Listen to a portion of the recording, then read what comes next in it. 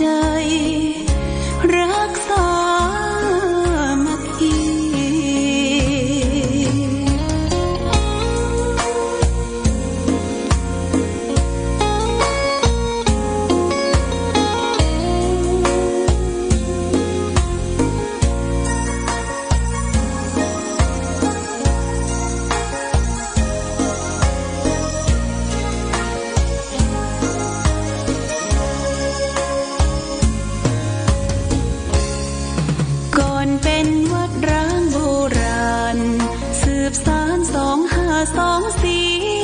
พระมหาราชครูเกษรา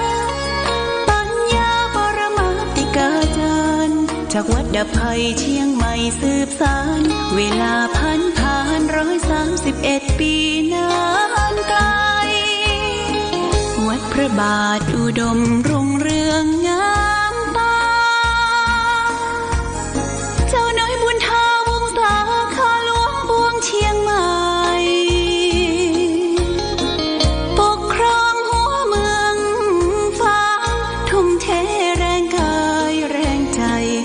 ชาติพันธุ์รวมใจรักษามัคคี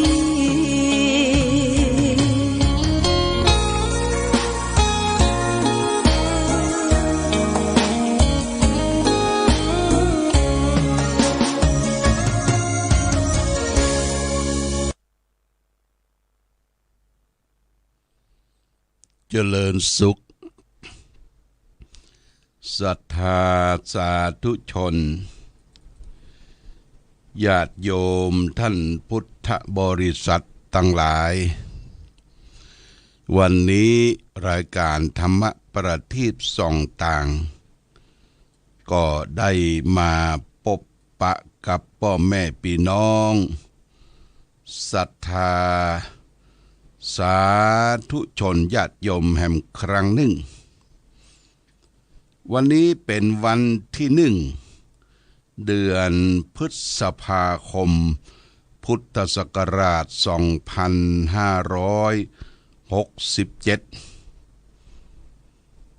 ตรงกับพ.ศ.ฝรั่งก็2024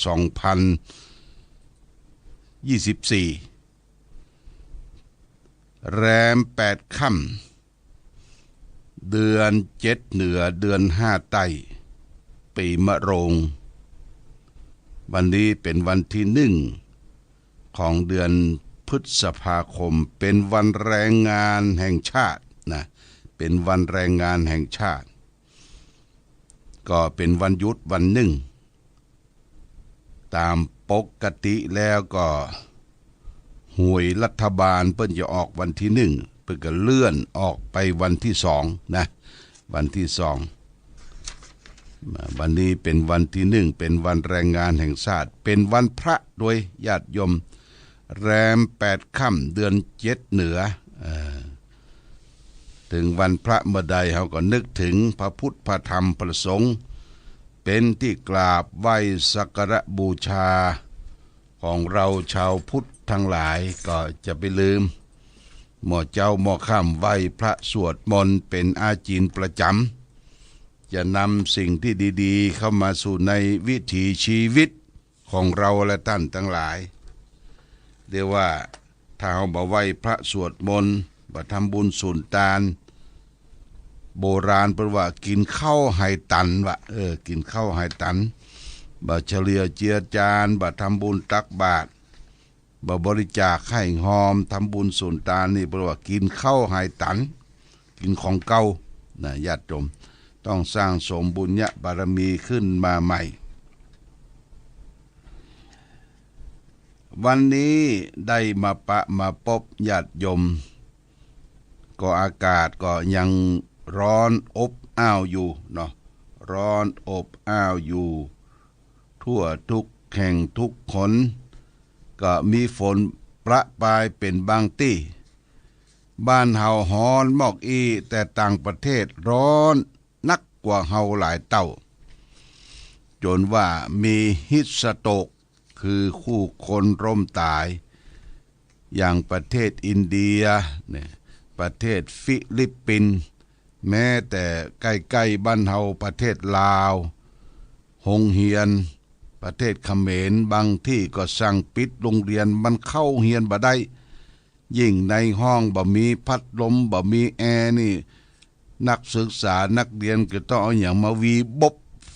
พบมันฮ้อนญาติโยมฮ้อนมาเป็นการอันห้ามอันเฮียนเพราะฉะนั้นภาวะโลกร้อนเกิดขึ้นทั่วโลกเปิ้นก็ดูว่าน้ำแข็งมันละลายขั้วโลกเหนือน้ำแข็งละลายเวยแล้วก็น้ำทะเลก็หนุนขึ้นเนี่ยโลกเขานี่มันเป็นธรรมชาติมันมีดินน้ำลมไฟญาติโยมดินน้ำลมไฟมันเป็นธรรมชาติมันเป็นกลุ่มเป็นก้อนเท่าไปทำลายโลกก็จะปิกทำลายเราการทำลายโลกได้อย่างไรเช่นทดลองระเบิดปรมาณูเนี่ยเลิศทดลองคือมันแผ่นดินมันแตกมันอ้างมันบางคือมันกร่อนเนี่ยโลกก็จะเกิดภาวะซ้ำเติมโรคร้อนเกิดขึ้นเนี่ยเป็นฝีมือของมนุษย์ทั้งหลายเพราะฉะนั้นบ้านเฮาก็ช่วยกันรณรงค์ปลูกต้นไม้ภูเขาเหล่ากาเขียวชะอุ่มที่พระบาทสมเด็จพระเจ้าอยู่หัวรัชกาลที่9รณรงค์ปลูกต้นไม้แล้วก็สมเด็จพระนางเจ้าพระบรมราชินีนาถรัชกาลที่9ว่าพระเจ้าอยู่หัวเป็นป่าข้าพเจ้าจะเป็นน้ำคือรักษาต้นน้ำลำธารสมเด็จพระนางเจ้าพระบรมราชินีนาถจึงสร้างบ้านเล็กในป่าใหญ่บ้านเล็กในป่าใหญ่ที่แม่ริมก็มีที่เชียงดาวก็มีแล้วก็ที่ใกล้ๆบ้านเฮาเนี่ยก็ขึ้นไปตังเขื่อนขึ้นไปตังเขื่อนไปตังบ้านห้วยปะซางขึ้นไปตังบนนะเขื่อนแม่แหงเขื่อนแม่แหงอันนี้มี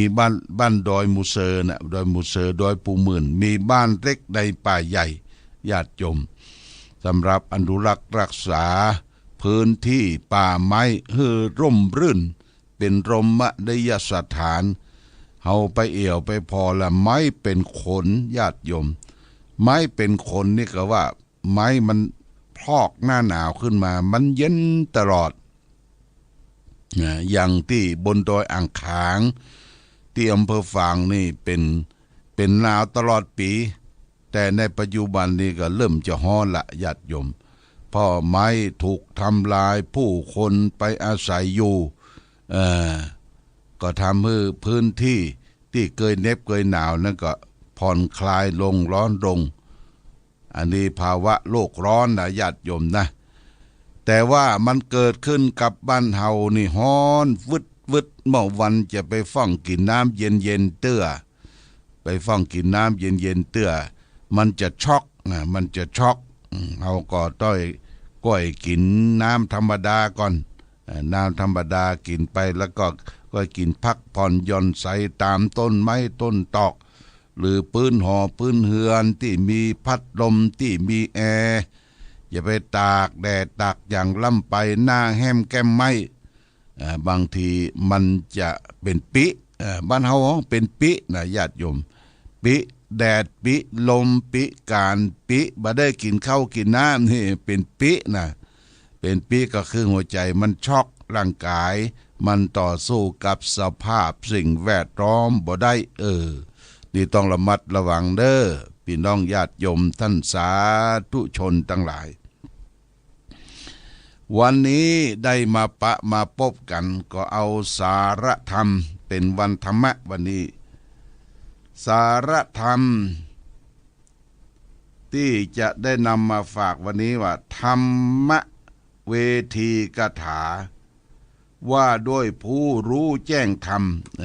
ว่าด้วยผู้รู้แจ้งธรรมธรรมเวทีกถาว่าด้วยผู้รู้แจ้งธรรมพระพุทธเจ้าตรัสเป็นภาษาบาลีว่าโยอัตตะทุกเขนะ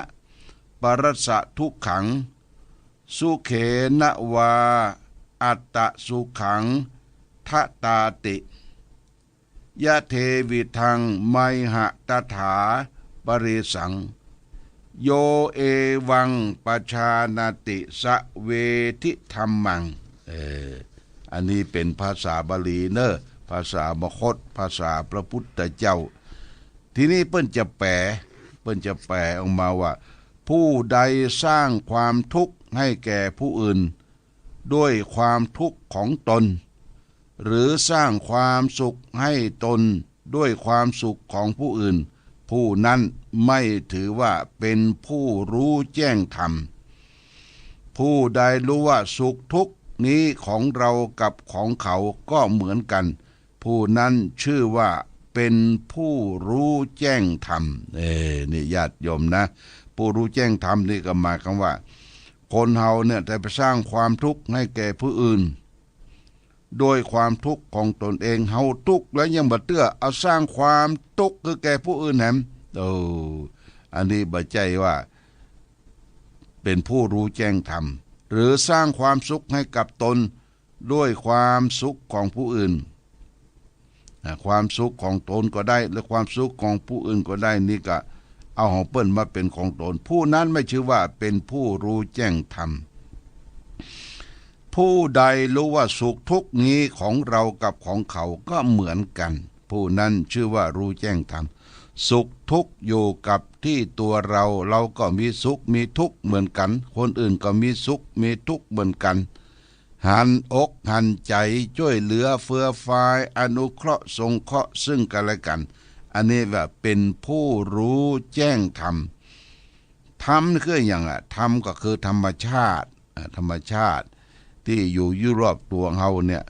ธรรมะมาจากธรรมชาติก่อนที่พระพุทธเจ้าบ่ได้ตรัสรู้ธ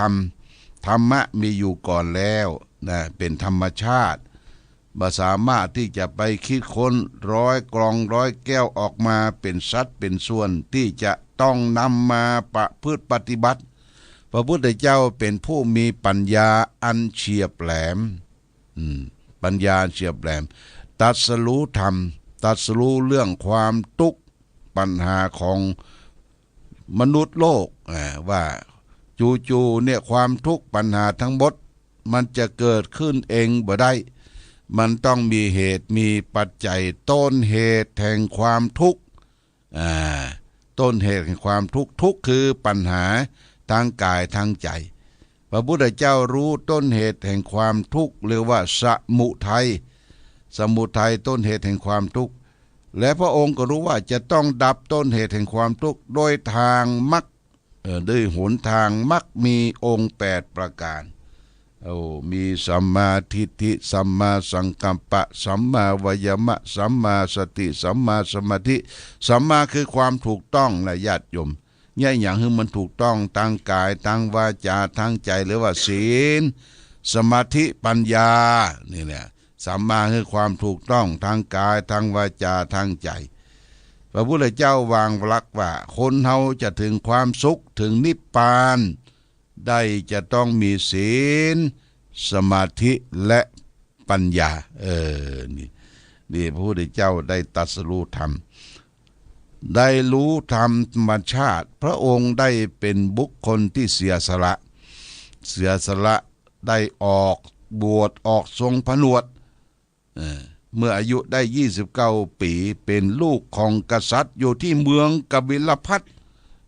เมืองกบิลพัสดุอยู่ที่ประเทศเดีย 2,000 กว่าปีละญาติโยมพระองค์สละทุกสิ่งทุกอย่างละตินตกโตที่มันเกาะมันติดสละที่จะได้เป็นกษัตริย์บ่เอาสละที่จะได้ปกครองบ้านปกครองเมืองมี4 ทวีปเป็นที่ปกครองเบาพระองค์ก็แสวงหาโมกขธรรมออกบวชออกทรงผนวด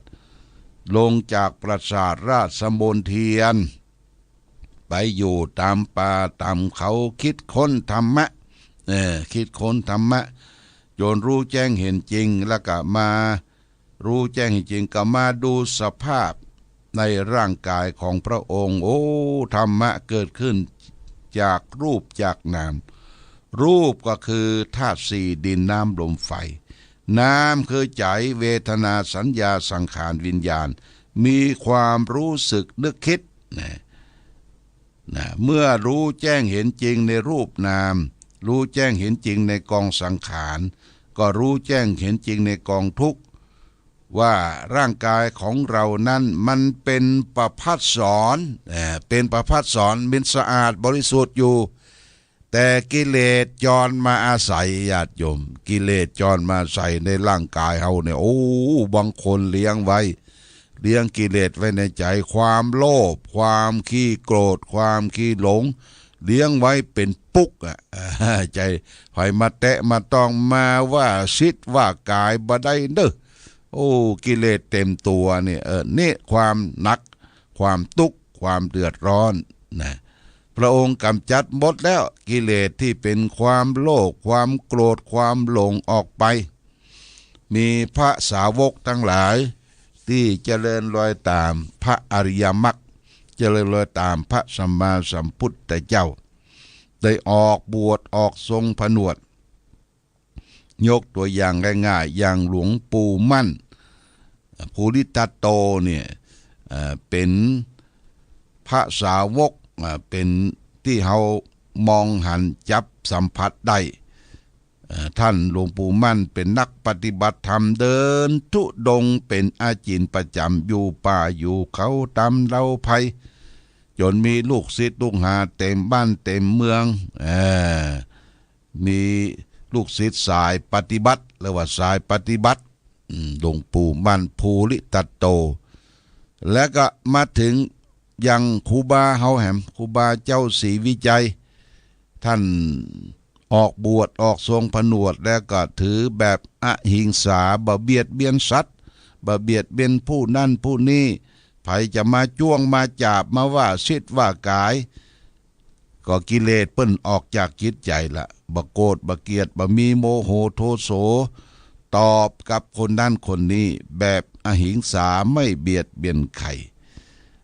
และแห่มตนหนึ่งก็คือครูบาเจ้าเกษ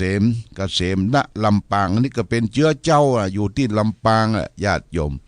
ออกบวชออกศึกษาปฏิบัติธรรม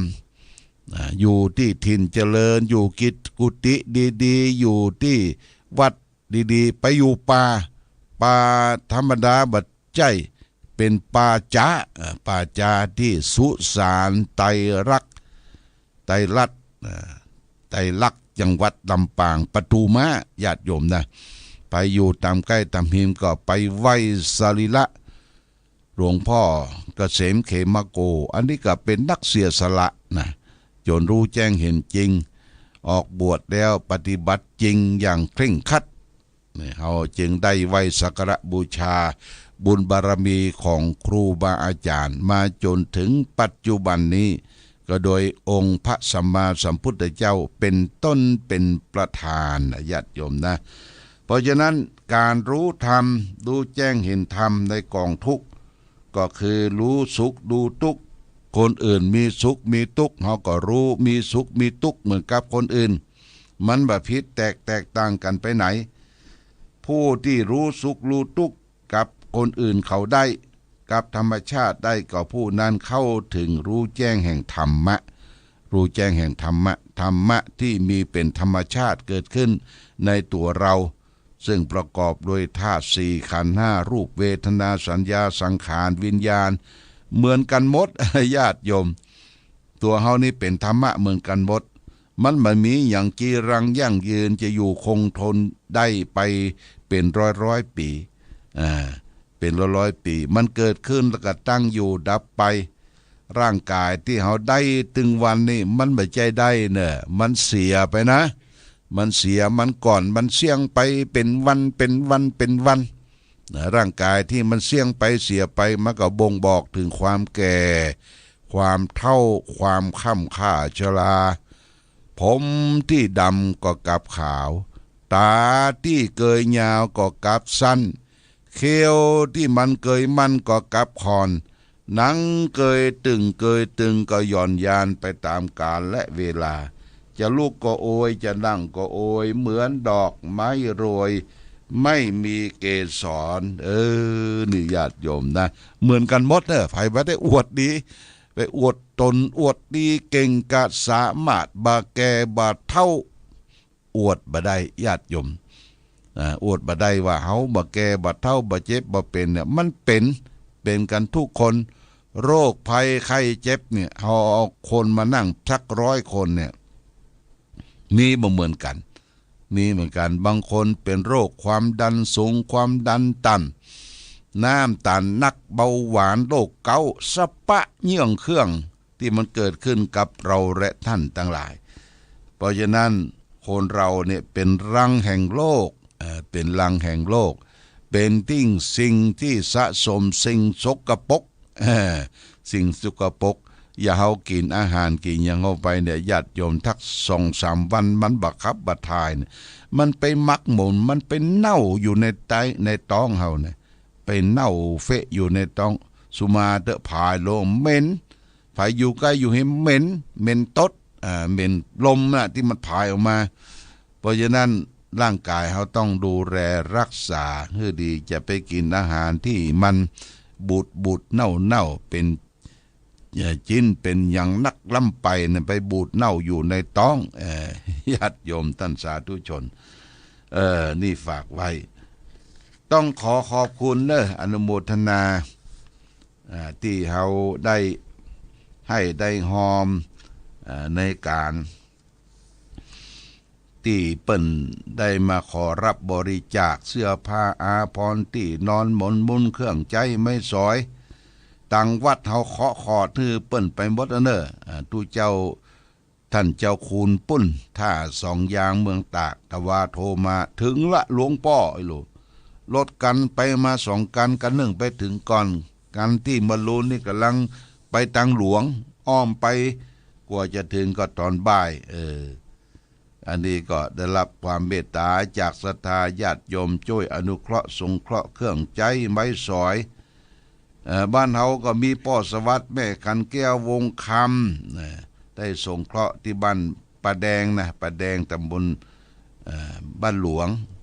ได้ทำบุญสงเคราะห์เอาใส่ถุงใส่แพ็คมาโมทนาสาธุเนอะแล้วก็มีหลายๆท่านที่เกิดตันหันชอบได้ร่วมกันทำบุญตั้งวัดตั้งวาอารามของเฮาก็ขอดอย่างหมดของที่เป็นสังทายตะเป็นยังเป็นการเพี้ยววัดเพี้ยววาตัวมาบ่ฮือวัดมันอุกมันรกก็เปิ้นเอาใส่ท่านเจ้าคุณว่าเอาหมดหลวงพ่อแม้แต่ปิ่นโตเก่าก็เอาปิ่นโตเก่าที่เฮาบ่ได้ใจนะเป็นสายเอาใส่ถุงไปหมดแล้วก็นอกจากนั้นก็มีคนมาเติมค่าน้ำมันมีคุณกนกพิษชัยนาร้านนานาพันนี่2,000 บาทแล้วก็หลวงพ่อก็เติมไปแหม4,000 บาทเป็น6,000 บาทลด2 กันเปิ้นว่าไปถึงละตะวานี้ขอบคุณญาติโยมท่านสาธุชนทั้งหลายมาณโอกาสนี้แล้วก็มีวันซืนคนมาแอวหาก็คือมาจากปุ้นแม่นาเรือบ้านแม่นาเรืออำเภอเมืองจังหวัดพะเยาคือมีแม่เรือนคำโกดยาเนี่ยพร้อมโดยลูกหลานมาแอวหาแล้วก็มาบริจาคให้หอมทำบุญสุนทานถวายเป็นถวายแต้นธรรมาสเปิ้นใส่ซองไว้ก่อนแต้นธรรมาสนี่ของวัดพระพุทธบาทอุดมนี่500 บาทแล้วก็ทำบุญทำน้ำมนต์ทุกวันศุกร์ถวายหลวงพ่อให้500 บาทโมทนาสาธุเนอะโยมแม่เรือนคำโกดยาบ้านแม่นาเรือบ้านแม่นาเรืออำเภอเมืองจังหวัดพะเยาอุตสาดันดนมาจากพะเยามาเอวมาหาแต่วานี้ก็มีแม่แก้วรูนไซตระกูลบ้านหลองยาวใต้อันนี้ก็เปิ้นไปหาลูกหลานกรุงเทพวันสงกรานต์บ่ได้มาก็เกียมสตางค์ใส่ซองไว้แล้วว่าจะเอามาตานค่าทราย200 บาทค่าน้ำค่าไฟ500 บาทและก็ร่วมทำบุญ ทำผ้าม่านถวายบริเวณซุ้มองค์พลาพระเจ้าละแข่ง500 บาทโมทนาสาธุกับแม่แก้วลูนใสตระกูลพร้อมโดยเอาผลหมากหลากไม้เอาน้ำพริกมาถึง2 กระปุกน้ำพริกตาแดงน้ำพริก5มาถวายโมทนาสาธุเนออยู่ดีมีสุขมีโชคมีใจมากระวะดำหัวแล้วก็มารับปอนนี่แม่แก้วลุนไซตระกูลบ้านหนองยาวใต้มาตวานี้เอาละวันนี้ญาติโยมท่านสาธุชนได้มาพบในวันที่1 วันพระแรม8 ค่ำเดือน7เหนือก็ต้องขอบคุณญาติโยมท่านผู้ฟังทั้งหลายที่เปิดเครื่องรับฟังก็ติดตามรายการธรรมะประทีปส่องต่างฟังกันหลายที่ก็ต้องขอบคุณกับขึ้นต่างๆที่ถ่ายทอดโดยเฉพาะอย่างยิ่งวัดฝ่ายหินนี่เป็นจุดศูนย์กลางใหญ่